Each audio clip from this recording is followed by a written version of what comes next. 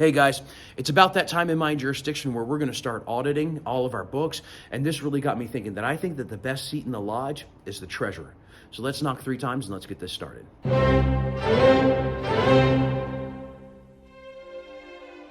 Hey guys, it's Z back with another episode of Observant Freemasonry, and today I'm getting ready to talk to you about why I think that the treasurer is actually the best seat in the lodge.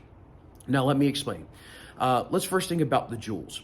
The jewels of the treasurer are the cross keys. And if you don't know, the cross keys are the jewel because he always held the keys to the lockbox. The lockbox being where all of the money was stored. So we take that idea and we apply it to modern day and we go, the treasurer has the keys to the bank accounts, to our insurance accounts and things along those lines. Now that matters because if we don't have those accounts taken care of, then think about not what's happening today, but what's happening in the future. Many of us can probably get by in our lodges until kind of we go away, right? We're finally called to the supreme architect of the universe for that house, not made with hands eternal in the heavens. But without the guidance of a solid treasurer, we're not going to be able to provide that financial security for not only our grandchildren, but our grandchildren's grandchildren. It's that treasurer's vision, hopefully, that he's giving to the lodge, saying, guys, this is the best way that we can move money around to see the greatest return on our investments.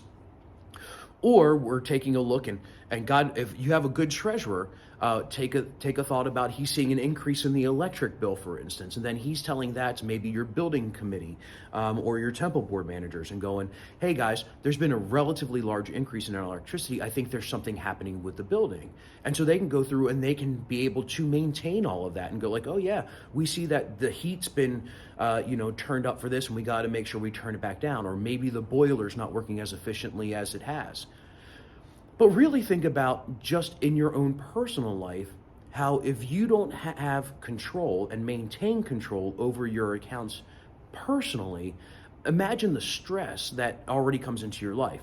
For instance, if you're driving your car, the engine goes out and needs to be replaced, now you're looking at a huge financial burden.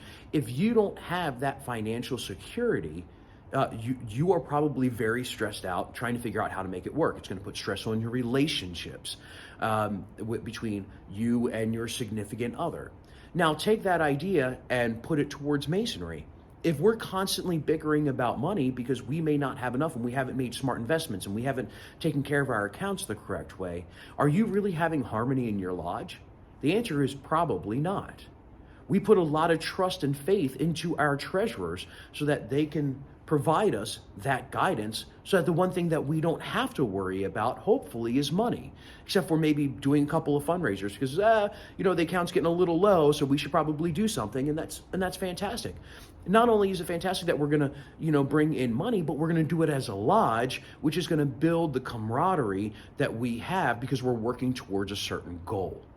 I always think about when we as working men, as we want to be paid when we're done, right? Now we think about it in a Masonic way. We remember that we receive our wages, and it was the responsibility of the treasurer in order to pay that out because he had the keys to the lockbox. Imagine if you are in this world that we live in the operative sense, doing all of the work and never getting paid. Guess what? You're not going to continue to do the work anymore, right? So we think about that in masonry. Imagine that you have a guy who is doing the work, and let's say he's the one that's setting up, for us it's the festive board, right? He's going to go and he's going to spend all of his money and then turn in all of the receipts to the secretary. I got a student coming in. I'll talk to you later. All right, guys, I'm back. Sorry about that. That whole student teaching thing that I have to do. Ugh, such a burden. But we were talking about, the men in our lodge, when we're talking about receiving their wages, about them paying for something for the festive board, and then they don't receive their money back. I know that, there have been times where I and some of my other guys have spent what we would typically consider a pretty decent amount of money, and sometimes we write it off and we just say, okay, we're never going to get it back, it's my donation to the lodge. But depending on that amount of money, it could be probably very significant. I know that I've made significant contributions to the lodge, and if I was looking for that money back, then and the treasurer wasn't able to give me that money back, would put me in a position where I probably wouldn't be too incredibly happy, sowing discord within my lodge. And the treasurer really has the ability to cut all of that at the beginning by saying, yeah, I'm on top of everything, and I'm making sure that these men that are doing the work are getting their daily wages back in a timely and an efficient manner.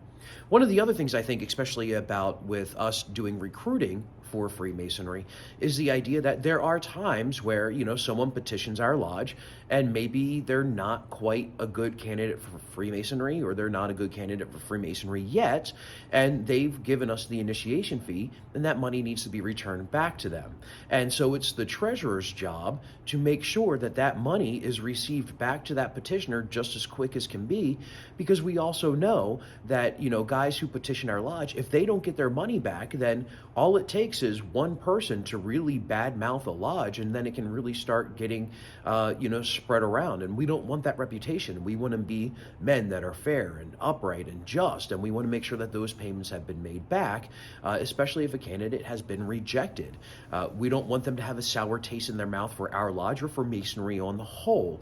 And the treasurer is 100% part of that idea, that once he gets that from the secretary, which should be pretty much immediate after a black ball has been dropped, that evening a check is cut and sent out, so that we avoid being labeled as less than just an upright Masons.